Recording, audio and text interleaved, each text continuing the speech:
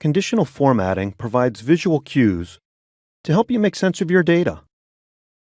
For example, it'll clearly show highs and lows, or other data trends based on criteria you provide.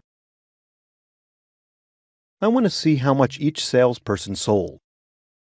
I select the range of cells in sales, click the Quick Analysis button, use the default Formatting tab. When I move across the formatting options, a live preview shows me what my data will look like. Data Bars provides what I want, so I click it. And now I have an eye-catching visual representation of the data, making it easier to analyze. You can apply multiple conditional formats to the same cells. Select the cells, click the button, and click another format option, such as Icon Set. By default, these indicate the upper third, middle third, and lower third of the values.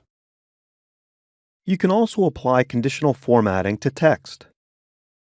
Notice the formatting options for text are different than those for money. Formatting options differ between many different types of data. I select Text Contains and enter oil.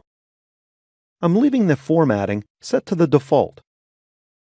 And the cells that contain oil are formatted in red. They really stand out.